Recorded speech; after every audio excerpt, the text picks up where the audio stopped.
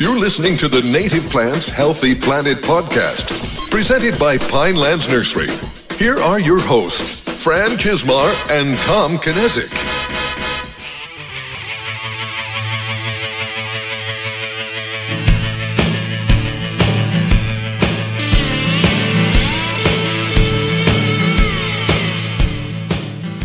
Welcome back to The Buzz, brought to you by the Native Plants Healthy Planet podcast, presented by Pinelands Nursery. I am Fran Chismar. And I am Tom Kinesic. Welcome to episode 184, a special edition Buzz episode. Yeah. And Fran, I am ready to spin that wheel. Wait, no, we got contacted. Oh, We got contacted. We have a winner. So, and talk about hitting the lottery. So we chose registration failed. Mm-hmm. Which is Carol Pollard, who just also happened to be Win the lottery. my listener shout out last week. So she got a shout out and then won a book. Yeah. So congratulations, Carol, and the book is being mailed out as we speak. So cool. I appreciate congratulations. it. Yeah, congratulations. And that didn't take anywhere near as long as I thought it was going to take to get winners. Yeah. I projected that we wouldn't give the second book away until New Year's. Yeah. So we did it in 3 weeks. Yeah. And here we are, bookless. Nothing to give away at this point. We'll come up with something.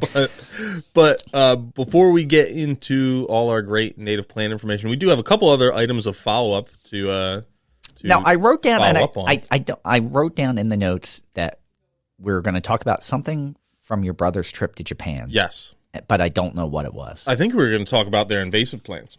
And, there are plants and some of their beautiful non-native street trees, which just so happen to be native plants here. Yeah. So it's not like what we're seeing here is not happening elsewhere. Yeah, I mean, it's the inverse. It's like we're looking in the mirror. Yeah, he sent us beautiful photos of naturalized areas of Japanese silvergrass, which miscanthus, which is considered invasive here, and he was taking pictures of them in its natural, beautiful habitat. Yeah. And then what was the one invasive plant that he was saying was a big issue?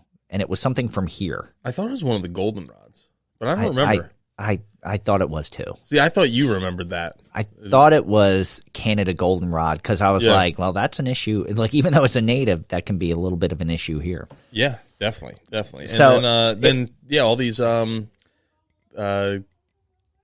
dogwoods, the Cornus floridus, right? Cornus Florida. That were all their street trees over there. Yeah, it's pretty interesting, and you come over to Washington, D.C., and you have all the Japanese and Asian cherries, but you go there, you get the American dogwood. It's pretty funny. It's not what you think about, but it is like the inverse. It's like the bizarro world just happening on the other side of the world. Yeah, and I forget who told me this at some point, but it was someone saying if you want to see like the best like American plant gardens in the world, you got to go to Europe. Yeah, I've heard that. That's where you're going to see the best ones. Yeah, because that's the new and interesting stuff for them.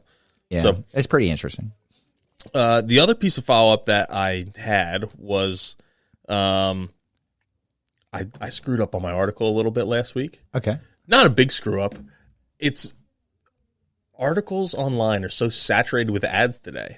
Yes. That as I had, what I'll do and you do the same thing, is we'll find the article, make sure we'll copy out the parts that we want to read and put it in. So I had gone down, got to a point where there was a big ad and said, oh, that's the end.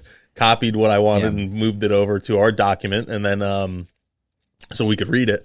And then when I went back to close it on my desktop, I happened to scroll down a little bit. I'm like, oh, there was a whole bunch more. And it was kind of like the alternative aspect where you had the researcher saying, hey, this is why you don't need cardboard, just use more wood chips. And then you had someone who was not a researcher but was doing it in practice saying, I've tried both. I have better luck when I use cardboard too. Yeah. So if you haven't read the full article, and don't do what I did, scroll past that big ad and go down a little further. And then you can read. It didn't provide much. There wasn't much like scientific evidence that went into it. But it did go down a little bit further and explain the other side. I don't even know if the vote's up yet as we're recording right now? I believe it went up yesterday because I added my discllaimer saying. Oh, did you? Okay. Sorry, I forgot to include part of the article. I'm curious. So. We'll get a little real time. Let's see. You are leading right now. I don't know how many, but out of 14 votes. Why won't it show me how many you? Well, you're winning out of 14 votes. Yep. So I would imagine it's something like 8-6 based on the bars. Yeah. I remember. Does that equal 14? Like, yeah, it was. I remember it being about that last I looked. Okay. So it's pretty close. Yeah. So you still have 2 weeks to vote right now, probably. Yeah. A week and a half, 2 weeks to vote. So I apologize. Like I went from COVID to getting the head cold that the rest of my household had. Mm-hmm. My wife and stepson had a head cold when I had COVID.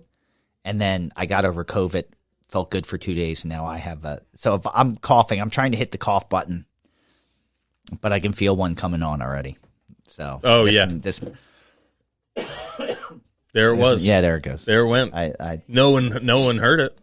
I bet you they still hear it through your I microphone. guarantee since Fran just coughed. You probably hear it through your microphone, even though I muted mine. So other little, I didn't include this in this write up here, and I think I brought it up on our last buzz, which was only a week ago. I got to give a presentation to New Jersey Farm Bureau at their annual convention. I didn't even get a chance to ask you how that went. About incorporating pollinator habitat on farms, and it was one of those things. I always end up starting with a disclaimer and say, "Oh yeah, I'm like I'm not really an expert in this, but I surround myself with a lot of smart people that are experts." Yeah. And it's kind of rubbed off, and it's kind of like all of them talking together.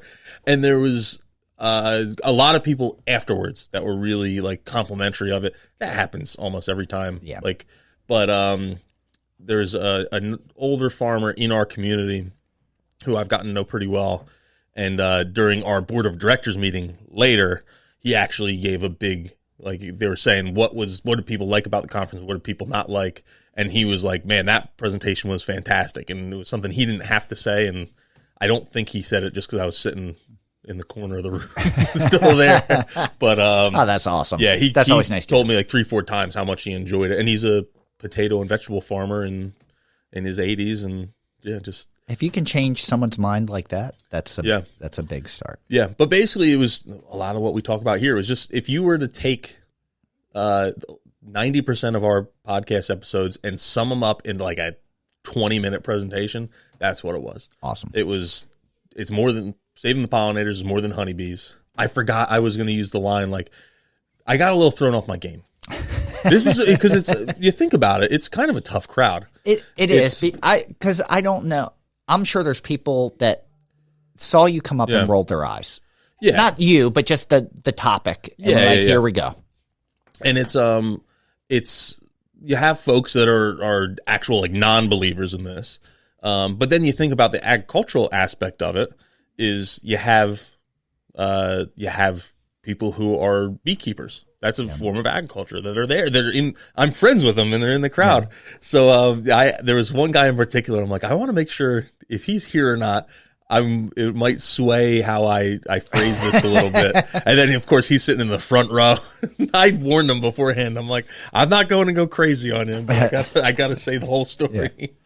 And I forgot to use the line that like keeping bees to save the bees is akin to raising chickens to save the birds. Yes. But I don't know if it really would have hit home because a lot of the folks that are in that room, they've heard about the pollinator crisis. Yeah.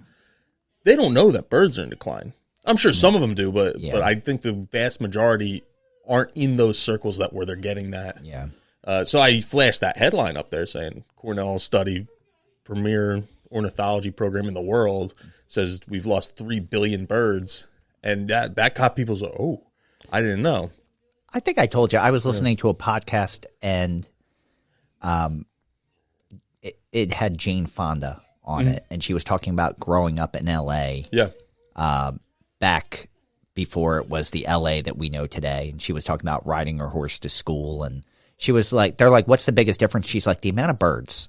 Yeah. There was a lot of birds. Yeah. You know, 50, 60 years ago. You don't really see them now. And it's just, it's funny that probably people notice without noticing or without thinking of it that in depth. Yeah. So the funniest moment of the whole presentation for me was again, a lot of these folks I'm friends with and know them really well and love supporting their businesses, and I come across a slide that I use often about like the dream American lawn and house. Oh yeah, and it's got like the perfectly manicured landscape. The lawn has the good lines in it. It's got. I know the picture you're talking about. It's like the big house, and I pull up to that slide, and I'm thinking about I'm on stage, and the president of our New Jersey Farm Bureau is one of like the largest turfgrass growers probably in the country. Like he's one of the guys who has their stadiums are. Is it Tuckahoe? Yeah, Tuckahoe sod. If you are in the market for turfgrass, that's the place you want to go. I know they've done Lambeau Field. Numerous stadiums, it's like if you're the sports teams, a lot of their stadiums use their sod. That's how like premier and top notch it is. And he's this guy, Alan Carter. He's the president of our Farm Bureau and a really awesome guy. And I'm standing up there, and I just kind of like stop. I'm like, I usually get to this slide, and I have to. Just working in this industry, I've learned it's really cool because I'm on the cutting edge of ecological stuff. I get to rub elbows with all the farmers. We're really cool with nursery and horticulture things. So it's really like a really cool nexus of where all these things come together. But it also puts me in some awkward situations where I got to be up in front, like right next to one of the premier turfgrass growers and say, turf really isn't great for pollinators. He got a good laugh out of that. I would have been like, that would have been one if I were standing there and saw him and then saw the slide. I would have went, oh. But I think he understands it. And then I follow that up and say, but if you're running around with the kids in the backyard, you're not going to be able to do that in a field full of milkweed. Yeah. You need the turf in certain areas. Or a soccer, like if you're taking your kids to play and soccer. And then I get baseball. to the park slide with all the soccer fields. I'm like, you're not playing soccer in a field of goldenrod. It's just not going to happen. So it's, and he got a good laugh out of it, and he said I saved myself with my two disclaimers there. That's awesome. No, it was like I said, I wasn't sure how receptive people were going to be because the farming community is aging rapidly. I think every year we go through, so in 2020, the average age of a farmer might have been 57. In 2021, it became 58. And then it just goes up as the years go up. There aren't a lot of new farmers coming in or young farmers coming in to this industry. And as people get older, you get a little bit more set in your ways. That's just the natural thing to happen. I think the native plant community is actually a community of early adopters. I agree. It's people who are interested in new things and are the sometimes the old dogs that did learn a new trick. So I wasn't sure how it was going to be received because again, it's something it's been force fed down a lot of these people's throats, and now they're going to have it again. But there are, like we've talked about it. We know that Xerces has worked with many farmers to create pollinator edge habitat to improve farms, like specifically cranberry growers and things like that. So there are some people that have adopted it. Yeah, my overarching message for it was, I'm not telling you need to give up your livelihood so you can save the bees and save the birds and all that.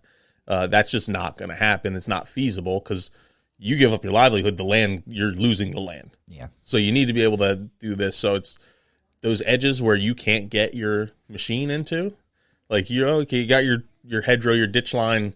Well, you got to stay 10, 15 feet away. That's where you put your pollinator habitat. Yeah. That's you're not using it. Now you don't have to go and maintain it and mow it and all that. You have something, you're going to have to mow it once every 2 years, which a lot of times, if depending on the crop, they're going to be doing anyway. Yeah. But that's where you're going to put it. And it's you got to be cognizant. If you're using insecticides, you're not putting that pollinator habitat downwind. Yeah, because then it's not helping. Yeah, that's true. And then you get into the vegetable and fruit crop side of things. Oh man, now it's now you want to do this because if you're a corn and soybean farmer, you're doing it because it feels good. Yeah, it makes you feel a little better because you're putting in something that is that there's issues with pollinators declining, birds declining. This is going to help that, but it's not helping you monetarily outside of the NRCS programs that might pay for some of that. Yeah. If you're a vegetable farmer, fruit farmer, not only can you use create pollinator habitat and help ecologically, you're also increasing your pollination benefit because it's the honeybees are great at pollination for most crops, but not all crops. But it's actually the diversity of pollinators are what create more thorough pollination. So having the bumblebees and carpenter bees and flies and all the stuff that's going to visit, beetles that are visiting those flowers, it's the diversity of pollination that is actually helping. The honeybees are good at what they do, but they aren't the most efficient pollinators. So now, okay, you had a honeybee go in and they did their thing, and then a beetle goes in and they do their thing, and now a bumblebee shows up and they do their thing. You have more thorough pollination, which equals to a more, just better pollinated crop. So you're going to have more fruit set or fruit set basically, because tomatoes are fruit, eggplants fruit. And then it's going to be more uniform fruit set too. So that's why, one, you have a financial benefit of having pollinator habitat for that reason, one. Second, you're attracting your beneficial insects and your predatory insects that there's only so many aphids that are going to be in your little pollinator strip that you have in the middle of the field. And when those run out, they're going to go into your crop and look. Like, it's not like no food here, so we're just going to sit here. Like, that's not how it works. They go and look for food. So they're going to get all the aphids, or not all, but they're going to start working on the aphids and pest insects that might be on your crop. So in those senses, it makes a ton of sense. And there's a lot of crops, eggplants I mentioned, tomatoes I mentioned. One of the ones that I just read about preparing for this presentation, or two things, are your vacciniums. So your blueberries, cranberries require buzz pollination. Oh, okay. Honeybees can't do buzz pollination. So you have, and buzz pollination, for those who don't know, is bumblebees and certain species of bumblebees can actually like disconnect their wings. And this is, again, not an expert, very layman's terms here. Yeah. So if I'm misdescribing this, someone write in and tell me that I'm an idiot. So the honeybees cannot do this. Bumblebees, some of them can disconnect their wings and still buzz, and it'll loosen up those pollen granules in the flower. If like a honeybee goes in and just kind of rubs up against it, it might get some, but it's not getting enough. And then it goes from flower to flower.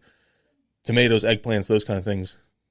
The bumblebee has to go in, disconnect its wings, do its buzz. All that pollen now shakes off, lands on the bumblebee. It visits the next flower and starts depositing. Yeah. Does it again, starts depositing and trading pollen, which I did not bring that up in my presentation, again, because you have a few beekeepers in the room that I'm friends with. Yeah. And one of the big cash cows, not necessarily for them, but for beekeepers, is bringing and renting hives to cranberry and blueberry farms.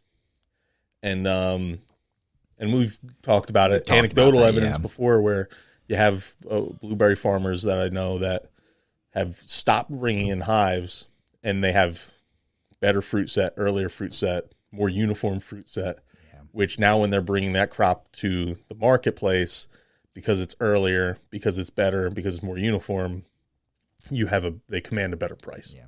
So again, they're saving money because they aren't spending $80 to $100 a hive. Yeah. For some of these places are bringing in hundreds of hives. So you do the math, and the tens of thousands of dollars. There's some money. Yeah, there's some money there. And then you're also getting the honey money. You're getting a premium on your product. Yeah. And they weren't making money off the honey anyway, because the beekeeper got that. Yeah. But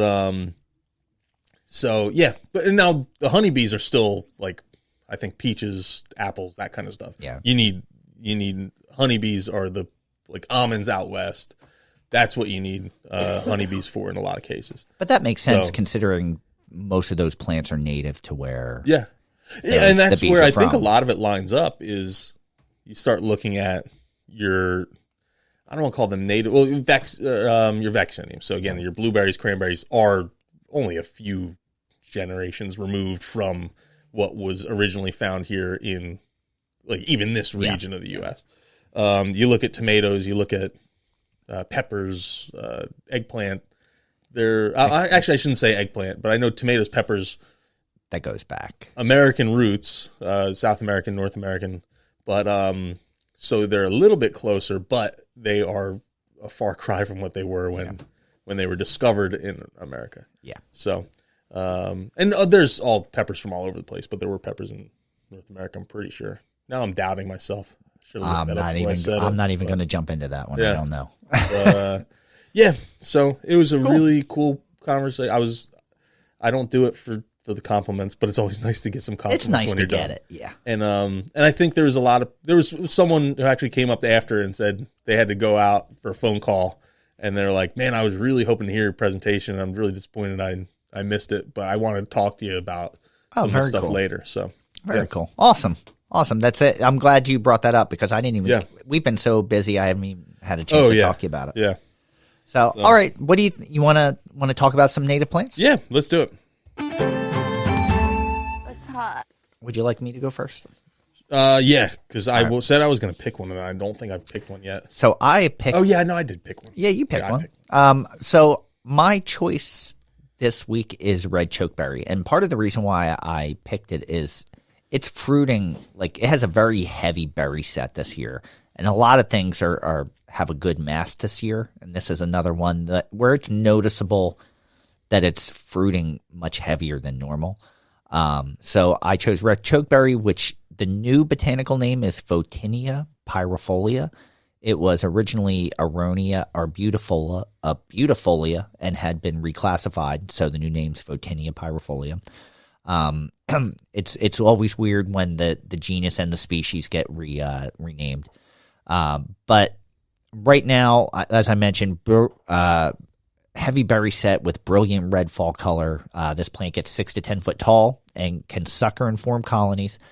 You can make decent jams, jellies, fruit leathers, but it is very tart fruit if you're eating it, but it is a little bit more palatable than black chokeberry. Black chokeberry is even more tart. The plant itself can handle full sun to part shade, and it can take dry to wet conditions. I believe it's facultative wet, but it takes dry and wet. It's not a bird favorite, hence the name chokeberry, but it can provide late season food for birds like meadowlarks, catbirds, and cedar waxwings. And it's also the larval host for numerous moths and hair-streaked butterfly. Yeah, very cool. It's a really cool plant as well, so I think that's a good choice. It is, and it's because it's not that the fruit lasts all winter because it's not the first choice. It's more persistent on the plant for later in the season. So it's kind of nice that you get that. Sometimes you see winter berries actually really heavily fruited this year, but you tend to see it like some of the things that fruited early or was ripe early, some of the cornus and viburnums, I'm noticing are already void of fruit. And one of the things, I forget where I heard this or read it or whatever it was, but one of the things, because I've always thought, it was like you look at it and say, oh, it's bird preference of what berries or animal preference is what berries go sooner versus later. Like winterberry holly tends to have its berries for a long time. And then one of the things that I heard or read was that sometimes the berries need to go through like a certain amount of frost cycles of cold time before they actually are sweet enough. So the birds won't eat them because they aren't sweet enough until they are sweet enough. Viburnum trilobum is one of those. It has to go through a few frost thaws in order for the fruit to get really sweet. When they'll wait to preserve it, and like same with like persimmon. Maybe you told me that. And maybe, but I know persimmon, like you have to go through a couple frost thaws to get that fruit ripe enough to eat, and that's why it's ripe later in the season because you have to get that a little bit. So very cool. And what do you have this week? My plant this week is Quercus rubra, which is again another plant that we've talked about. That is the northern red oak. It is the state tree of New Jersey. That's not why I picked it though. It's because there's a red oak in the woods behind our farm where I hunt, and while white-tailed deer don't tend to prefer red oak this time of year, they will eat them if they run out of some other acorns. Kind of similar, though. They prefer white acorns first, and they'll eat the red acorns later as the tannins start to break down. The white acorns germinate in the spring? The white oak acorns will germinate right away. Oh, in the fall, the red oak in the spring. That's right. They'll germinate in the spring. And so I'll read a little bit about it from Jersey Friendly Yards. Red oak is a medium-sized deciduous tree. It's monoecious. Insignificant separate male and female catkins appear in the spring. The acorns mature in early fall and provide food for birds and wildlife. Fall foliage is russet red to bright red, but occasionally yellow-brown. It prefers fertile, dry, sandy soil, and is really good nesting space, cover, and shelter for wildlife as well as food. So, I'll include this too. It's the host plant to butterfly and moth larvae, including the gray hair streak. So nice, very if you cool. like gray hair streaks, plant a red oak. But I found one, and for people who do like to hunt white-tailed deer, one of the things that white-tailed deer do to kind of like mark their, I don't want to say mark their territory, but to communicate, is they'll make something called scrape. So it'll just be like a brushed up area in the soil or leaves on the ground. They typically do it underneath some sort of branch. And then they'll use that branch. They call it a licking branch. Hunters call it a licking branch. They'll kind of like rub. There's glands on their foreheads in between their antlers for males, and it kind of like marks their scent there. Okay. So the female deer will use those, and then like they'll actually pee in it too, and rub their. They have more glands on like their back legs, and it kind of like just marks scent, so they can use it to kind of say, like I was here. Yeah.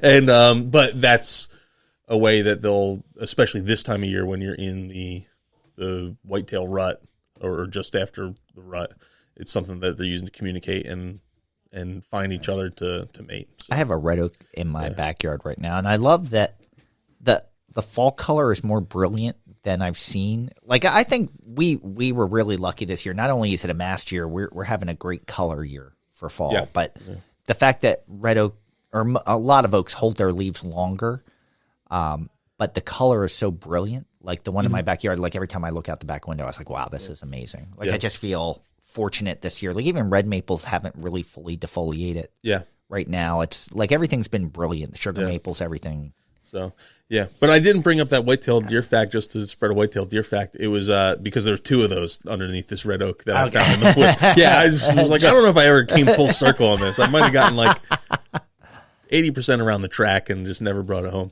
So, but two great choices if you have the space for a red oak, and it's a wonderful tree, and it provides great larval host and also food sources for wildlife, and chokeberry.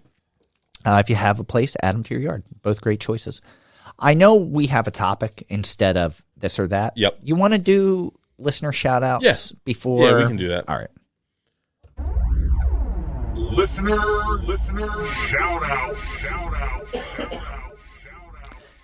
We don't have now that we've given away the books, we're not getting as many reviews and comments as we've had the last month. Which is okay. It's okay. It only hurts our feelings a little bit. I actually have a couple this week.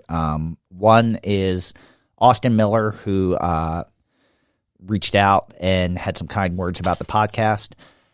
Patty Burns, who's a customer of ours and a listener, called the other day and shared with us that our podcast helped get her through the pandemic, and those were really, that's about one of the biggest compliments that you can give us. We were very thankful. And Marshall Cutchin reached out via email to us. He had a question, but one of the things he said was that we're very real and very knowledgeable and deserve a much larger audience. And I thought that was a very, very kind thing to say. So even though we didn't have them in reviews, we had a lot of people reach out to us directly, and we're always appreciative of that. We'll always try to communicate and write back. If it may not be right away, but we always try to say thank you. Yeah. And then mine one was from Karen Schroeder, who had purchased some plants, and I know that name. Just left a note saying that she really enjoys the podcast. So I love it. Yeah, I love it. So do have a question or comment that came in, but I didn't have a chance to vet it. You want to take a risk and just play it? We'll do it live. All right, here you go. Hi, fellas.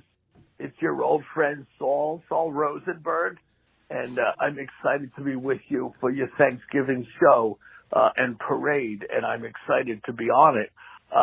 Thomas, I wanted you to know, Mr. English Muffin, that I left a 5-star review for your TV show on the MySpace page. So that should help you out a little bit. And gosh, I've been so busy Pam, thank you for the lovely floral arrangement. A lot of you folks know out there, the viewers, that I've been so busy with the hit Broadway parade show, the play that I'm in called Litmus, which, Pam, as you well know, is about the litmus paper and the discovery of that, which was very exciting. It was discovered by Dr. Arnold de Villanova of Spain, and he was a physician. Pam, that means he was a doctor. Anyway, guys, I thought we would talk briefly about a more traditional native Thanksgiving, which would, of course, feature wild turkeys, which the pilgrims would fatten up with celery and stale French bread, so they didn't have to make stuffing separate. They were hosted, of course, by the indignant people who were already here. And I call them the indignant people because they really got a short end of the stick of that whole deal, I think. But more appropriately, they would be the indigenous peoples who shared their maize or corn. Squash was abundant, so they would probably roast some squash, although they didn't really have pumpkin pies. Venison, which is very popular roadkill these days, I understand. Of course, cranberries, blueberries, and perhaps they would all enjoy smoking some tobacco, which I know is frowned upon now, and some Golferia tea. Pam, I understand you've been putting up your persimmon jam again, and Thomas, Mr. English Muffin, I hope Pam will share that with you. Because it is absolutely delicious. Fellas, I had a bit of a history I thought I would share with all of you. Oh, and Pam, by the way, congratulations on being married. I think that's wonderful. It's a bit puzzling. Mr. English Muffin, I hope you and your family are well. So, fellas, that's about it right now. Come see the play. I've set aside prime tickets for all of you, and I will set some aside for your listeners as well. Thank you, guys. Again, this is your friend Saul Rosenberg. Happy Thanksgiving. Wow, how long has it been? I was going to say, that was a blast from the past. Again, I said this the last time Saul called in, but there's a whole bunch of people who are very confused right now listening to this. It's been so long that he just congratulated me on my wedding, which we celebrated our 1-year anniversary back in July. So it's probably been a while since Saul called in. For those of you that know. But are you going to go see Litmus? I know he may have been a little sarcastic about how exciting the discovery of litmus paper was, but apparently I would assume that when it was discovered, it was probably very exciting. The person who discovered it was probably thrilled. I would imagine it was a major breakthrough. I actually Googled it as he was talking, saying, when was litmus paper discovered? So, and I don't know where he's getting his facts from, but I've never made a persimmon jam. You know, I thought and if I did, I would share it. Yeah, I thought he was trying to make a joke about like the person who discovered litmus paper and something about Villanova, which the university. Yeah. But no, the guy's name was Arnaldus de Villanova, a Spanish physician, which is a doctor, Pam. And he used litmus for the first time around 1300. Wow. So and it was a blue dye extracted from some lichens. Or the blue dye was extracted from some lichens from the 16th century onwards, especially in the Netherlands. So it's wow, that's interesting. Very interesting. Are you going to go see it? And now a musical, apparently. Yeah, I think that sounds thrilling. I would love to talk to Saul to find out what's confusing about me getting married. Yeah. So just curious what he meant by that. Maybe ask him at the play. All right, yeah. When he's on maybe stage. He'll leave us tickets. You think he'll give us free tickets? Well, that's what he said, right? Yeah, he saved us some will call. Yeah. I'll just, Saul, what did you mean? It's Pam. All right. So we do have, we mentioned earlier that, I never even played I won't do want to follow up on his like original Thanksgiving meal, because that was what he listed was probably really good information about what would have been consumed. Now I know there's shellfish was a big component of it too. Oysters, oysters, and I don't remember where I read this. I want to say it was either it couldn't have been 1492. I don't remember what book it was. There was a book I read about like early Native American and European interactions, and what they referenced with that first Thanksgiving was with Native American tribes and indigenous tribes. One of the things that, like, when they were warring and fighting, that would signify a surrender is when you had a great feast for the victor. So, like, if you were the loser, you would host the feast for the victor. Gotcha. So it was a contentious relationship, I think, when the Pilgrims arrived in Massachusetts, and but the Native Americans did teach them some stuff about how to live and then survival, and survival and what to eat, and what was from the European perspective was a feast of gratitude and thank you. The Native Americans thought was a feast of you're going home now. And, see you later. And did not realize that they were staying. They were actually staying. Yeah.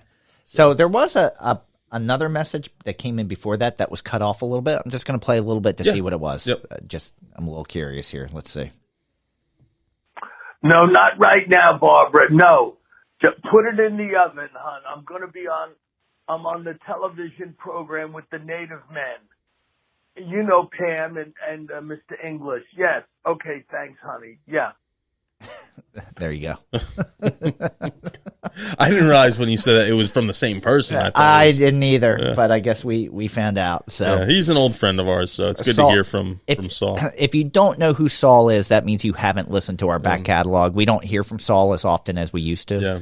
At one point, he was our only caller. Yeah. When we were asked for questions and comments, he was the only person who called. Listen, I don't remember what episodes they were, but if you really want question and comment line gold, you have to go back and find the bird lady from Mary Poppins and the bird lady from Home Alone.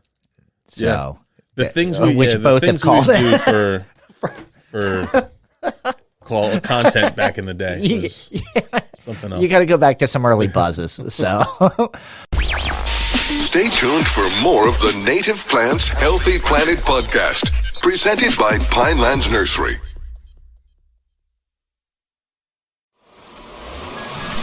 Welcome back to the Native Plants Healthy Planet podcast, presented by Pinelands Nursery. So in lieu of this or that this week, so that everyone would have a chance to vote on last week's, we decided, and the fact that we're doing back-to-back buzzes, we decided that in the last buzz we brought up other native plant podcasts, and we thought we would share some of the ones that we listen to. Tom, you're probably a much bigger podcast listener than I am. I listen to a lot.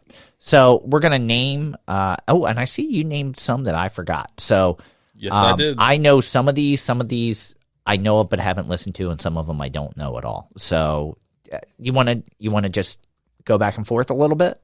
Yeah, we can do whatever you want. All right. Because I know I'll let you know when I don't added know a lot more than what you had on here. So, and what's nice is a lot of these people are former guests of ours also. So the first one we have listed, and they're in no particular order, we're just bringing light to, there's a lot of options out there for native plant podcasts. One, we thank you for listening to us. Two, if you want to know more, there's a lot of other good podcasts out there where you can supplement the listening to us. Yeah, and sometimes it gets a little bit more in-depth in that particular field. Yes. So, number one, we have listed Jumpstart Nature, which is Griff Griffiths, who we just had on just 3 episodes ago. Mm-hmm. And Griff is such a fantastic one. He's knowledgeable, but two, he's a great personality and can present things in a way where it's simplified and entertaining, and you can't stop listening. So Jumpstart Nature, I think, is a way where he brings up a lot of the topics that we've talked about, but they're shorter and sweet. They bring on a lot of the experts. They make those topics palatable, so that you can. I think a beginner can easily listen to this and get a lot out of it. Yeah. One that I will then bring up that is not on your list, Fran, because I realized that we forgot to put it on there, and many of you listen to this already, is In Defense of Plants. Yeah. Really something I used to listen to a lot more before we started doing our own. And every once in a while, I just pulled it up too. And I'm like, oh, there's one or two that I really think would be interesting to listen to here. And we can name them. And like I said, some of them we can speak a little more intimately on, maybe some not as much. And that's one where they did such a good job of going really in depth about certain topics. And we, with our approach, were much more beginner level. Yeah. Was the idea. Yeah. So, yeah. Yeah, no, totally. You want to pick the next one? Yeah, I can pick another one. All right. I was going to let you do the next one. All right. Yeah. The Restoration Conversations, which is Jean Lynch, who's a customer of ours, and she's worked for, I believe, New Jersey Audubon and so many other great places. But she got inspired from listening to us and wanted to go more in depth on some of these restoration projects and people that are really involved in restoration and have a much broader conversation. There's not as many episodes. Yeah. But the episodes that are there are really good. Yeah, that's what I was going to say with that podcast in particular is I wish it was more than a twice a year thing. Yeah, I do too. There's a lot of really good stuff there. So I get excited when it comes out, and then you have to wait. Yep. But I love the idea of it, and I love where it's going. Yeah. Yeah, so then we actually had John McGee from the Native Plant Podcast way back on a panel about using native plants at home. I forget the title of the episode, but that was basically what it was about. That was another one that he was the only game in town for a long time that talked about native plants and again got really in depth, really in the specifics on stuff and kind of made it fun too. Yeah, in depth, definitely. but fun definitely. And earn that explicit label by cracking a beer at the end. Yes, but we see John every year at an industry trade show in January, and every year he contemplates hanging it up. So every new episode you get from John, consider it a gift because I know, and one of the things that we've talked about with other podcast hosts is eventually we all start sharing the same guests. When you look at our guest list, you look at some of these other guest lists, you're going to see a lot of turnover, and you have to therefore try to make it different. Say this person has been all these. What can I do differently? Yeah. One of the funny things with the Native Plant Podcast is they record all their episodes over the winter and then release them over the year. And twice it's happened to us where because we're recording usually within a month, if not a week of when this is going to air. And twice it actually happened where they had a conversation they recorded in January that they were going to release in August, and we had the same guest on the same week. I'm thinking like Uli Lorimer was the last one. It happened with Kyle Lieberger one time. It was like with Kyle, our guest bailed, and we called them up and said, "Hey, can you come on like this afternoon?" And now. he did. Yeah. And then we both released our podcast the same day and it was like conversations 6 months apart, but which is, we always cringe a little bit when that happens because it's not done on purpose. It's just accidental. But next podcast is another former guest, Shannon Trimboli from Backyard Ecology. And if you want like a very inviting, informative conversation, there's something about Shannon's voice that's just puts you very much at ease. She's extremely knowledgeable. She can go a little bit more in depth, but again, makes it palatable for the average person. And it's just such a kind and informative podcast. It's hard not to like it. Yeah. Yeah. And then the one I thought you were actually going to say, Fran, but you skipped over. It was a late edition, was completely arbitrary. Oh. Because you listen to that more than I do. Yeah. I'm sorry. I was leaving that one for you. But. Oh, okay. Yeah. No, you don't have to. No, okay. You can take it if you want. All right. I can skip it. Completely arbitrary. Again, former guests, Casey and why am I drawing a blank? Casey Clapp and Alex Croson. Alex Croson. Thank you. And it's not all native plants, even though they do talk about some native plants and a long history. They go really in depth. They do their research and they're giving you a story. And they'll even have trees that are invasives and then explain to you why they're invasive and why they're bad. And they rate each tree at the end so that you know this is a good tree or a tree with merit and this is a tree that doesn't deserve merit. But they have those conversations. They don't just skip over things like Pyrus caloriana. Yeah. They have that conversation. But with a knowledge and a depth, but in a storytelling way. Like they have a way of weaving a story that makes it entertaining and pulls you in, regardless if it's a native or a non-native. Yep. There you go. And the next one that we had on here, another, I think she was a guest. I know she's a listener, but the Wild Story. She wasn't a guest. They weren't a guest. They hosted our live podcast. Yes. That's why what happened.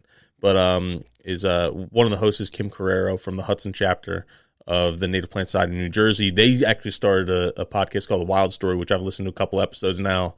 Brought it up on our last episode too.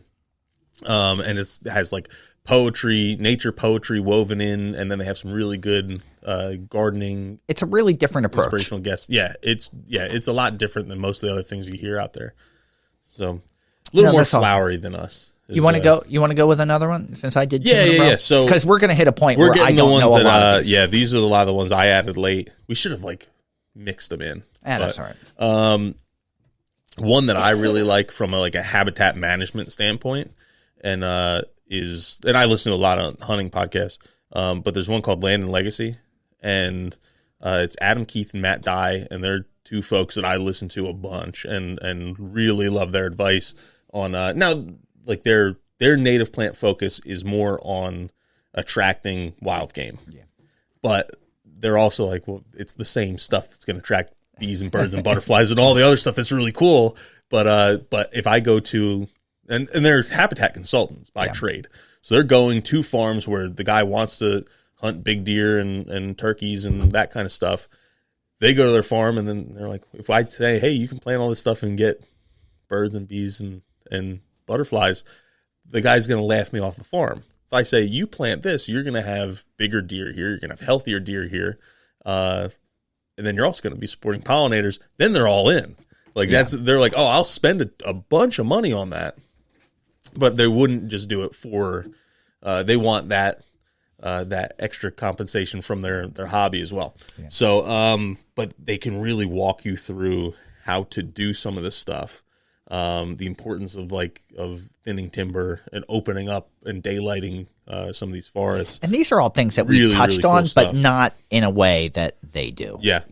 They're going in depth. They have a really big following. And the one I'll add on there, because it's on the same platform, but you have a little spin-off show with two guys that do this, that listen to them, started their own show called Sawdust and Fire, which you think about kind of what I just said is you want to create habitat. It's using a chainsaw and making sawdust and then running fire through it. There you go. And they kind of do more like landowner aspect versions of that. So, but if you were boots on the ground, especially if you're into the hunting and land management side of it, that's a really, really good one that I'd be surprised you weren't listening to already.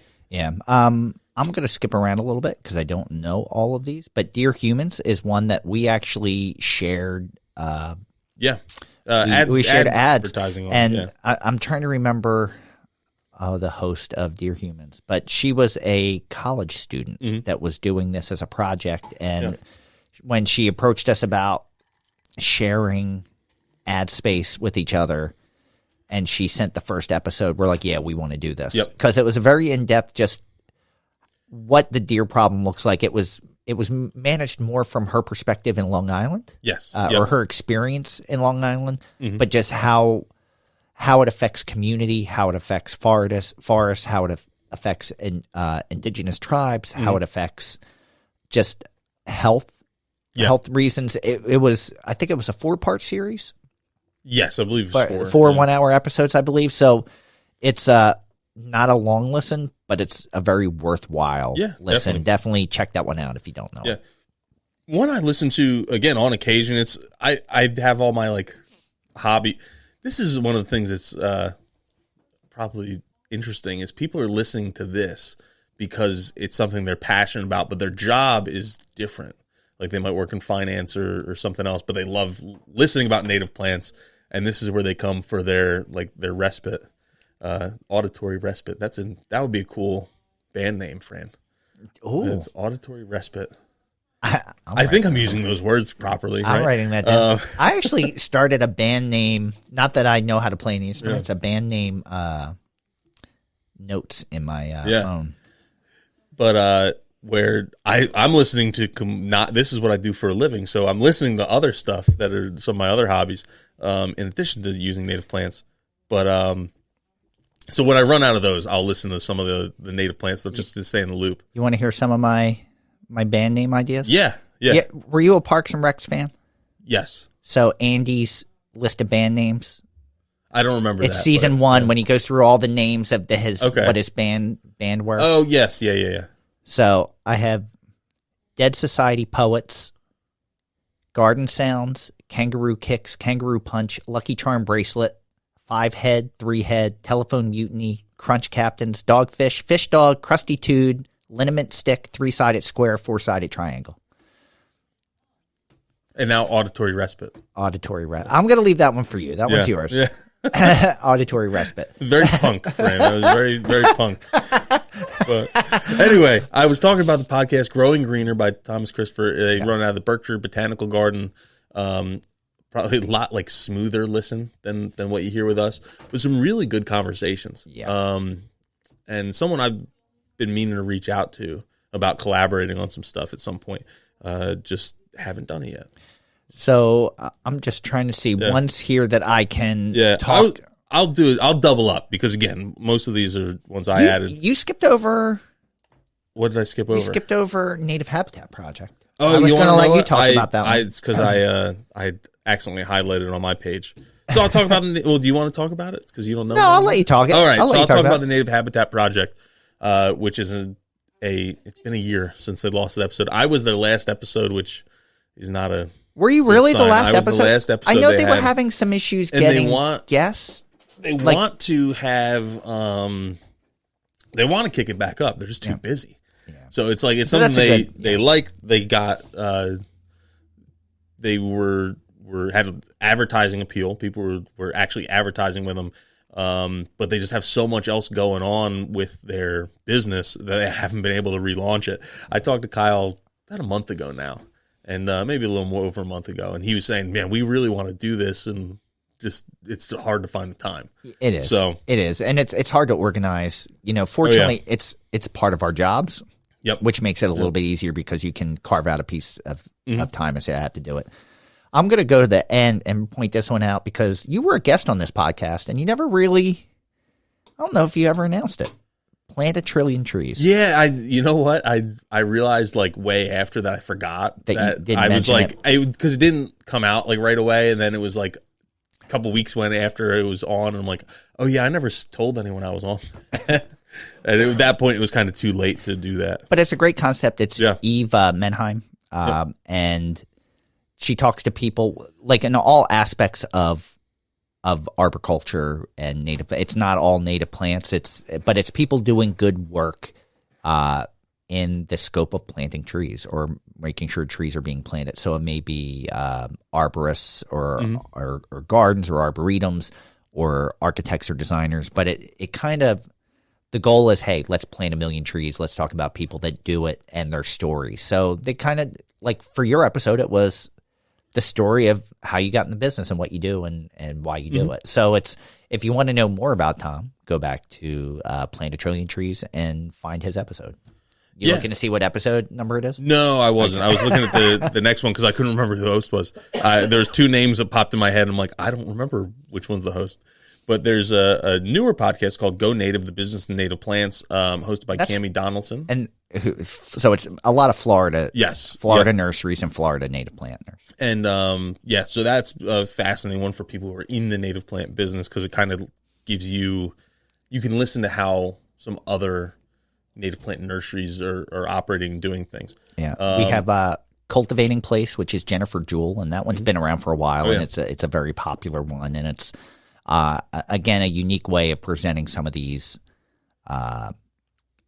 stories and ideas that I don't know. It's much like if you like listening to Shannon Trimboli Yeah. at Backyard Ecology, I think you would very much like Cultivating Place. Yeah, and some of the next few are ones that I don't get to listen to as much, but I'm aware of, and I know they aren't necessarily native plant specific, but they dabble with it from time to time. And that's Crime Pays Botany is actually one where he's really heavy in the native plants now. I'm familiar with it, but I haven't listened to it. So his I don't YouTube know. channel, I think, is a lot bigger than his podcast is. Okay. But his podcast is actually it's one, the language is cleaner. Yeah. And then two, it's just really just like interesting stories. There's a couple episodes when I was setting this up.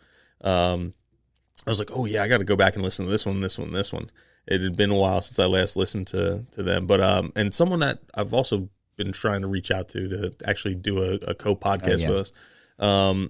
You have Margaret Roach's podcast, A Way to Garden. Yes, and very popular. Yeah, in podcast. She talks about native plants through her podcast and her New York Times column more and more frequently. Yeah. And another one like that is the Joe Gardner Show, which I think, if you look at his more recent podcast, it's more focused on native plants, or the Joe Gardner Show. It's really started to focus more over time towards native plants, and he even reached out to us just to they reached out to Melinda Solstice, who was a guest of ours. Yep. He had the Crouches on about the HOA, and he wanted to talk to Melinda, and he said some very nice things about our podcast. So we're very appreciative of that. Yeah. And then I just listed some of the stuff that was kind of like affiliated to the outdoor space, but not necessarily native plant related. Some stuff that I like to listen to because it was either a little more historical or philosophical, or just something that's kind of unrelated, but they were talking more and more about this kind of stuff. So this is just some of the stuff I listen to. There's a podcast that actually hasn't had a new episode since August called Woodside, which has got Ben O'Brien, who's an outdoorsman, used to work for Yeti at one point. He was working for the NRA. But this is over a year ago now. He had a line because he lives in a suburb of Bozeman in Montana. And he's like, I'm pulling into my development, and I'm looking at everyone has like a grass lawn and this tree and that, and it's all the same. And then I look over at like what they didn't develop, and it's all like natural environment. And I'm like, this isn't supposed to be here. That's what this is supposed to look like. So why do we all do this? And so he was having some of those thoughts. I actually reached out to him about it, and I never heard anything back. Right. Like it happens often, but he's in the outdoor space, in the hunting space, but he's thinking about these things. And really, his Woodside and then his former podcast, which was called The Hunting Collective, really dove deep into like the ethical aspects of being in the outdoors, gardening, farming, hunting, all that. And and he actually had he did a couple spin-off podcasts of Woodside too, one of which was called Hunter and Vegan. Okay. This is where it gets a little convoluted. From one of his old podcasts, he had on a professor who was a vegan, and they taught a class about veganism and like the history of veganism or something like that. And he had him on just saying like to kind of understand, because you think like they're opposite ends of the horseshoe here, but they really have a lot in common. Yeah. It's like, well, we don't like big agriculture and factory farming, and that's why we do the things we do. But it's like he's kind of started that first conversation to explore, well, what was it that drove you that way and me this way when we had the same issues with the same problem? And they end up making their own podcast where they kind of like just had a friendly debate, and it was like of those issues. Oh, it's that's like, pretty well, awesome. how do you feel about this? And like, why does it drive you that way? It drives me this way. And they're friends, and they like really come together, and they're saying the same things, but for different reasons. They got to the same place or completely different places for the same reasons. And it's just interesting hearing that thought process, how they're like on the same team and on the same page, just doing completely different paths. That's interesting. I'm going to check that one out. Yeah. Yeah. And that was just like I think it was an 8-part series they did together. There's another podcast I listen to called Your Mountain, which really dives. It's out west. It's Wyoming, but it dives into some of the politics behind what's going on in natural spaces. Again, two guys who the lawyers, one, and then actually they were supposed to come on at one point. They said oh yeah, we definitely want to do it, and then we just couldn't get something scheduled, and then kind of fell off the radar. Probably someone I'll reach out to again. But because we want to dive into like the infrastructure bill and all that kind of stuff. What does that mean for native habitats? They're looking at more from a wildlife perspective.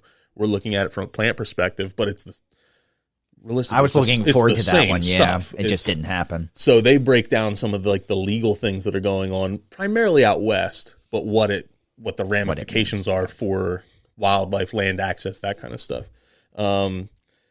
This one's is like completely different, and it's called We Measure the World. It's put on by the Meter Group, and Meter, if you're familiar, is like it's a scientific company. They build scientific instruments made for like environmental measuring, I guess is what. Yeah. You can use it in labs too, but it's like soil moisture meters and weather stations and that kind of stuff.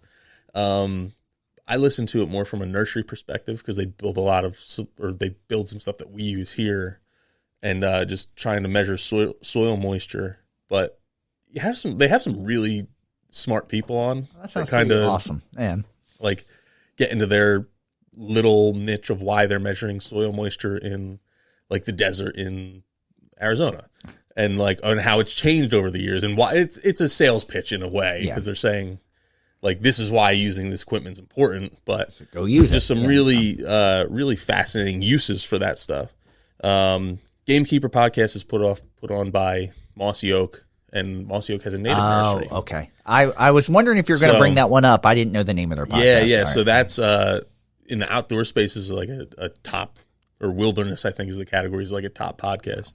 But they have I'm recommending that just for this segment. It's a guy, Dudley Phelps, who runs Mossy Oak Native Nursery. Really cool guy, and they have an Ask Dudley segment on that show where people write to him about plants. And they have a lot of plant-centric episodes. Kyle Leiberg has been on there, along with a lot of other folks that are talking about like helping kind of how land legacy was, building native habitats.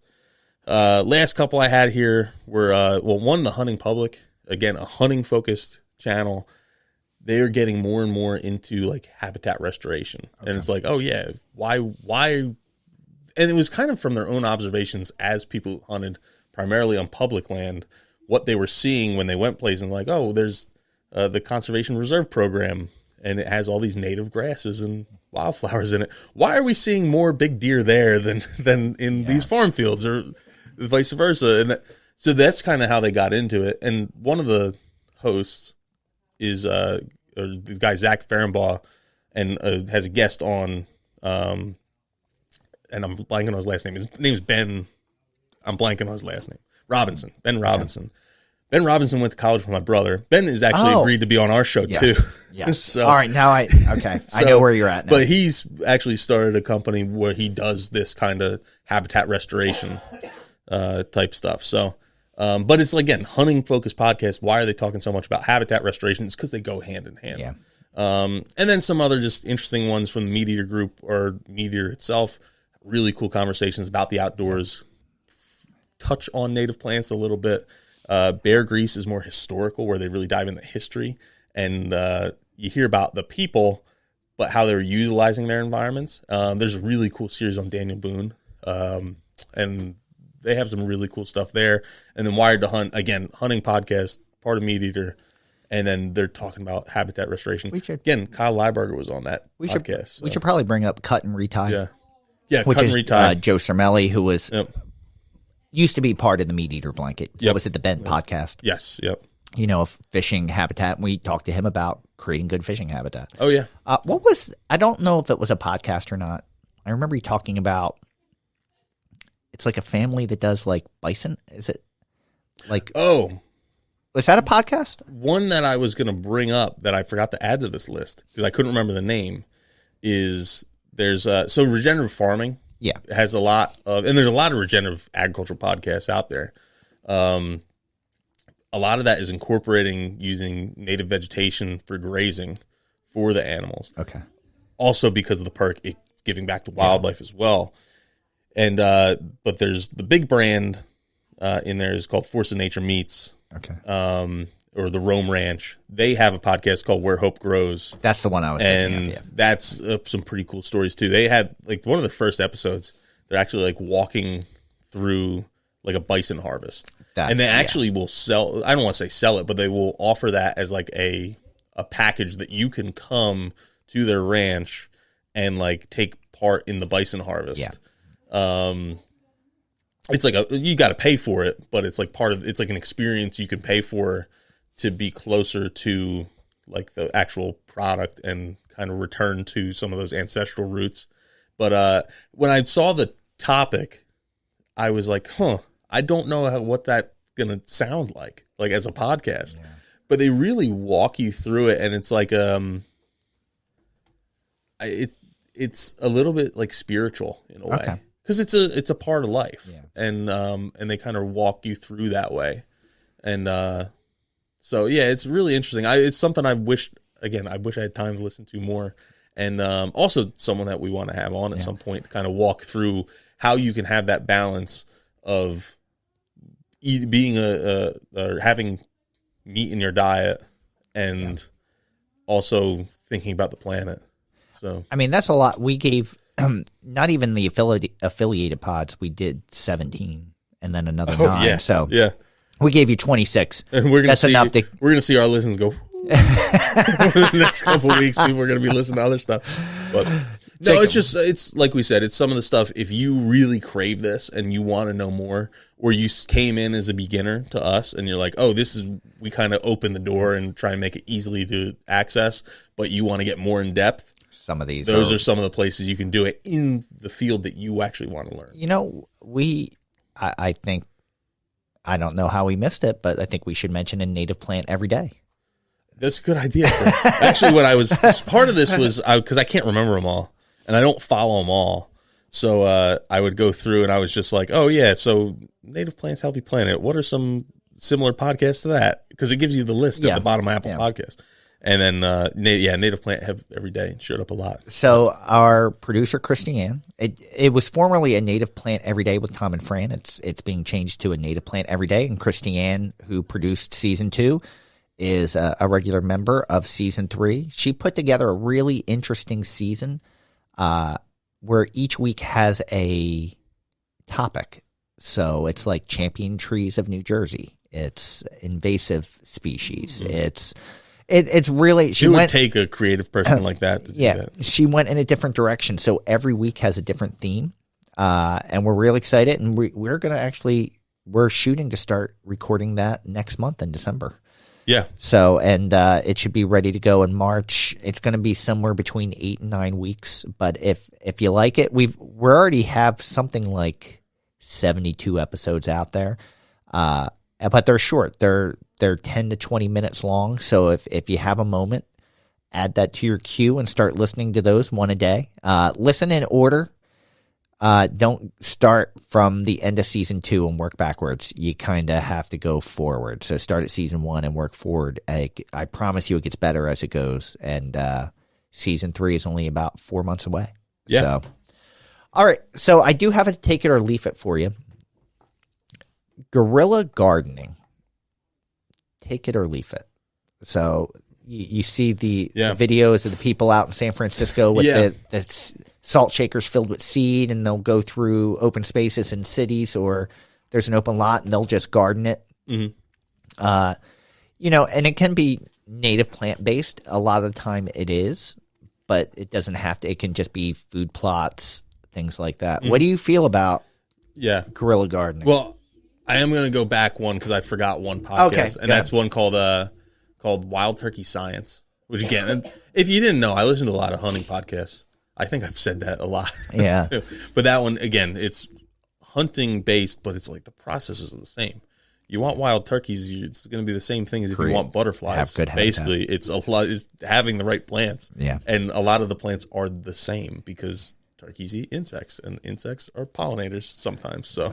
The larval stages are important. If you want birds, It's the same thing. It's the same thing. It changes where you are in the country or what kind of ecosystem is, but it's the same thing. But it's it will the allow same process will take you to 100. It will allow you to view a lot of the same topics we talk about from a different perspective. Yep. A lot of these podcasts. Sure. So, like, you're going to find a lot of similar conversations just from a different perspective, which is always good. It's always good to hear it from someone else's view. Yeah. So, guerrilla gardening. Yes. It does a lot of good, but do you condone it? 99% against it because I don't think it's the right thing to do. From a legal standpoint, I think it's something. If you look at it the other way, because we're looking at it, okay, well, this is good for the environment. And you do all this, all that. Yeah. If you looked at it the other way, and someone you're rewilding your lawn, and someone looks at it and says, "Man, they must be going through a hard time. Maybe their mower broke, or they broke their foot, or something's going on with them. They got family issues. I'm going to go and mow their lawn for them." Yeah. Are you going to be happy? No, probably no. Not. And I guess where it falls in the gray area is if the landowner is not or like is absent, whether it either doesn't have an owner or it has like it's an abandoned property, so the owner isn't there. Like there's no one, and to you really have the ability upset. to tend it when no one's tending it. But I prefer the Kyle Leibarger method of going up to going on to the person, knocking on the door and saying, "Hey, you have something really special here. Can I take care of it for you?" Yeah. I think that is a better approach than just going nuts. I'm going to use the age-old quip. It depends. Yeah. And it's, I look at some of these videos and say it's a street tree pit that the tree died and it's just vacant and the city may not do anything for a year or two, and you plant some seed for native perennials and it does some pollinator good until that situation gets fixed. Is it causing damage? No. Does it brighten up that area? Yes. It does a lot of positives. The one negative is you didn't ask permission. So I agree. Like so many of these answers would be yes if you asked. Mm-hmm. I think you could circumvent a lot of the guerrilla aspect of this if you just knocked on a door or wrote a letter. And sometimes you're not going to get an answer, and sometimes the answer is going to be no. Yeah. But if you get 6 yeses out of 10 asks, is that bad? Yeah. And it's one of those things like I'm just thinking of more examples. And if someone says, well, or there's that little plot and you could spread you think, oh, I want to spread wildflower seeds there, but then someone else could think, well, I'm going to plant a green bean bush there.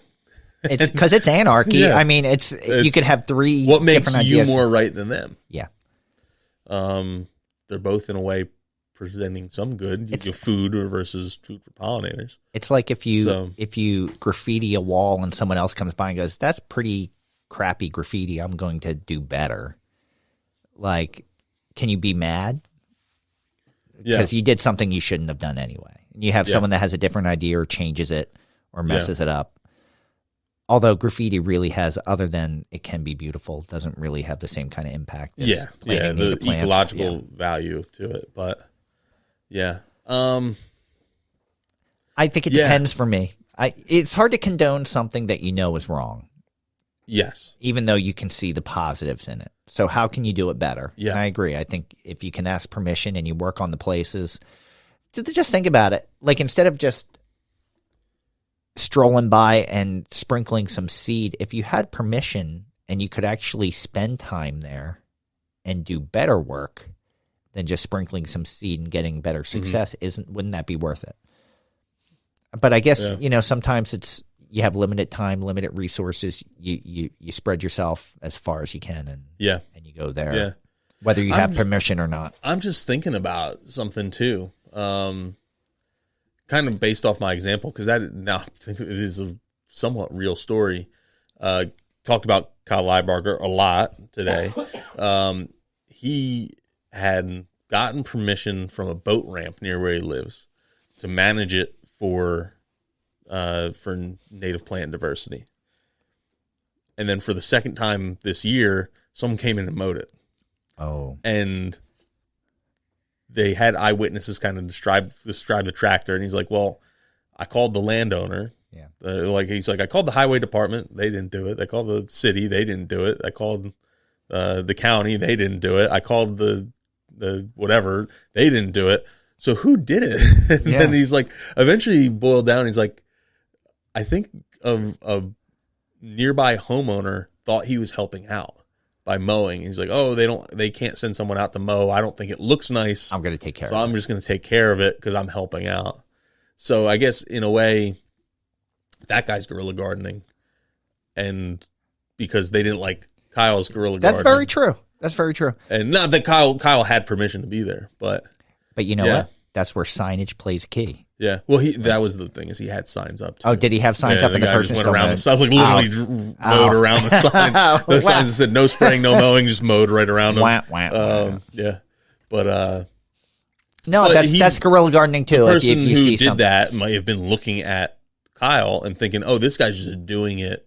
He doesn't have permission to be there. He's just putting up these signs. Well, that's the other thing. It depends on your view. If someone went out and planted all these native plants and then someone mows it, who's right and who's wrong? Either of you have one of those things. It's like, how do you know it's not being managed? There isn't a plan there.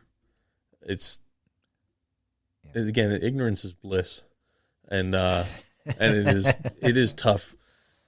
It is tough walking around knowing all these things and seeing like how like bad things can be. Yeah, no, I agree. And having the moral dilemmas, the ethical dilemmas that come along with it. But yeah, I see the point behind it.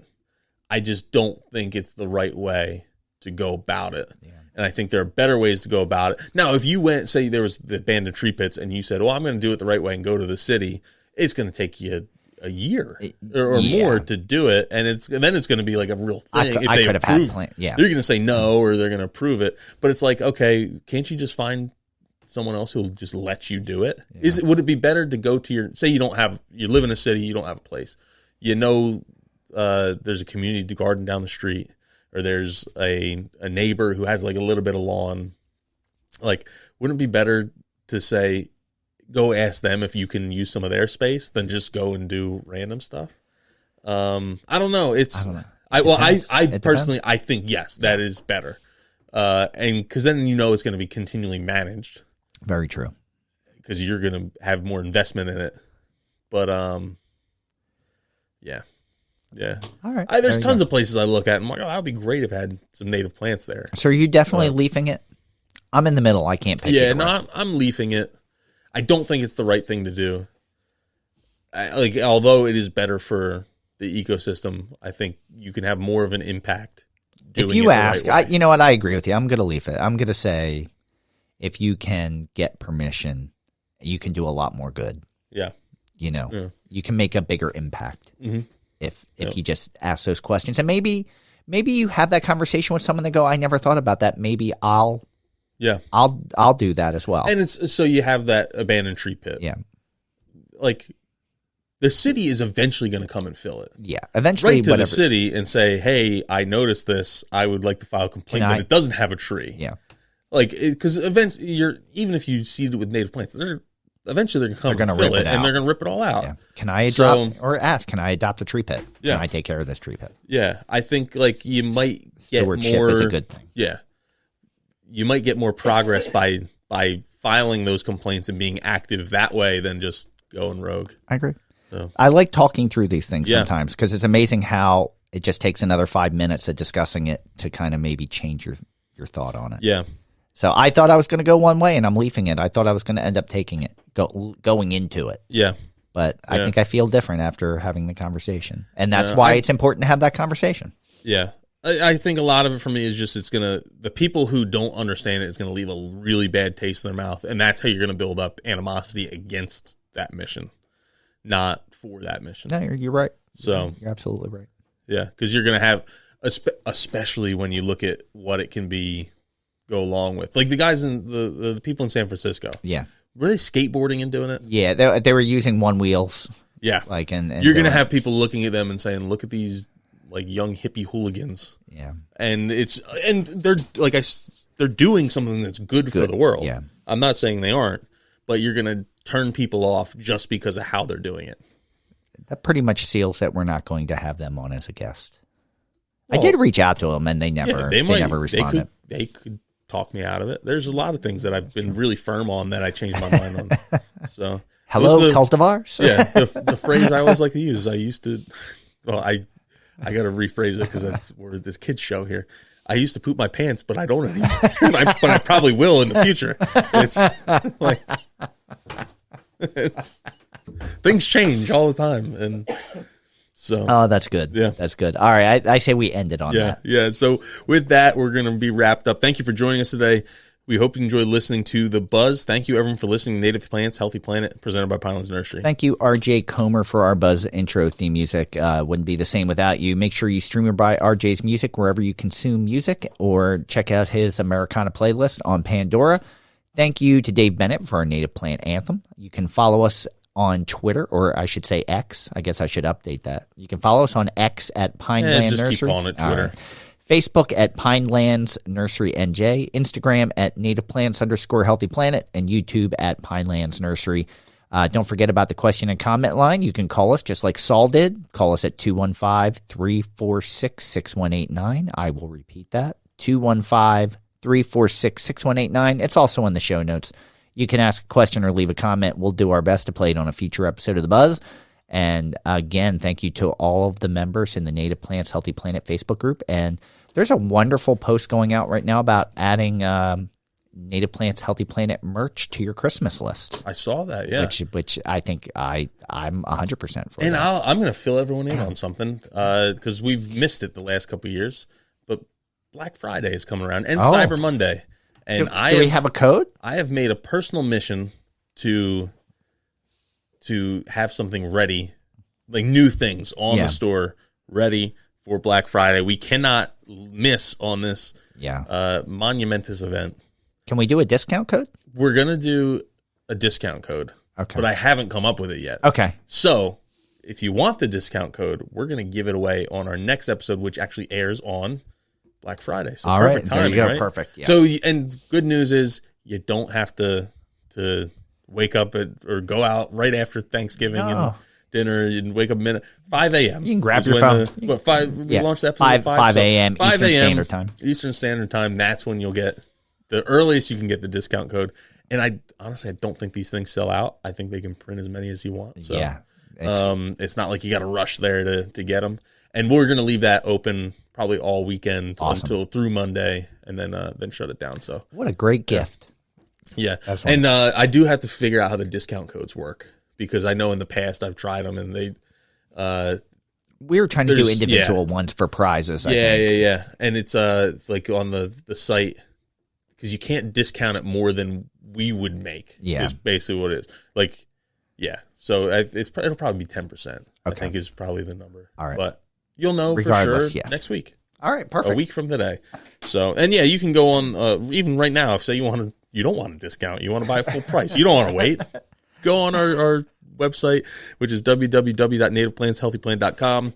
And there's a link right at the top. Or maybe you just want to scout out and see, hey, what do they have on there? So I'm ready to go at 5 a.m. when I hear this code. And you can go on there and find our existing designs. And next week you'll be able to see some of our new designs. And we don't keep any of the profits from that. The T-shirt house keeps their cut for what it costs them. Yeah. And then the money that goes to us, we just kind of flip right back out to organizations we think really deserve it. So the other thing that you can do that there's a lot of help for us, not financially, but for our hearts, is leaving us 5-star reviews. So whatever platform you're listening on, if you have the ability to leave a review, a 5-star review goes a long way for us. Hit subscribe if you haven't already. And if you do a little write-up with that review, then I give you a shout-out on our Buzz episodes. So, and whatever future contests we have, we'll probably enter you in that, because a lot of them we go off of who's left a write-up for a 5-star review. Very true. So, very true. Yeah. Awesome. I don't think we have a secret today. Well, the discount code's a secret. My secret was that I used to poop my pants. I think that is, well, not a secret, but it's applicable to just about everybody. I think that works. Yeah, but well, I kind of gave it away.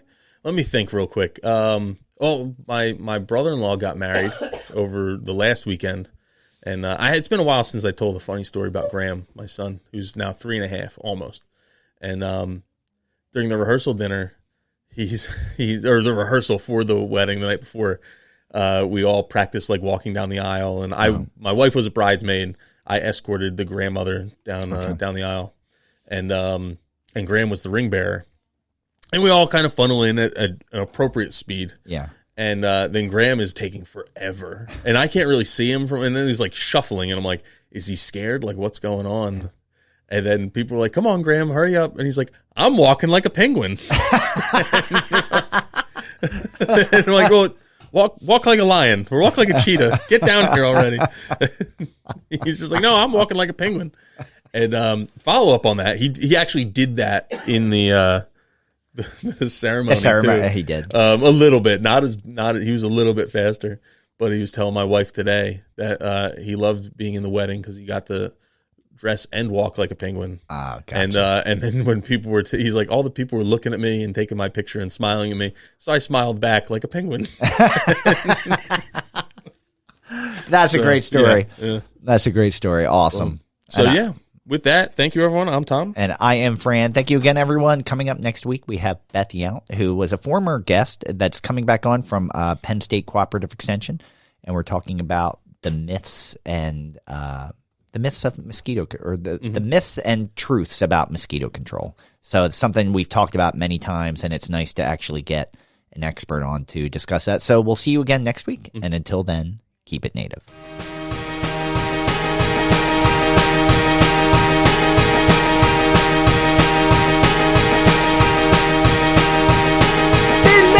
Woods, wetlands, and dales grows a bounty of beauty that never fails. Our native plants, so diverse and so rare, treasures of our land beyond compare. From the threads below, soaring oaks above, each plant has a place, each plant is love. Monarch caterpillars launch milk, wheat so tall, bees buzz about, sipping nectar fall. Oh, native plants, how you grace this land. In your diversity, we will take a stand.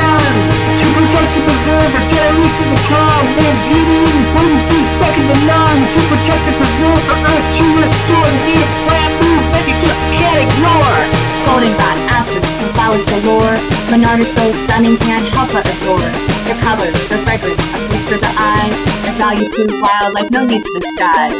Native plants, how you grace this land. In your diversity, we will take a stand.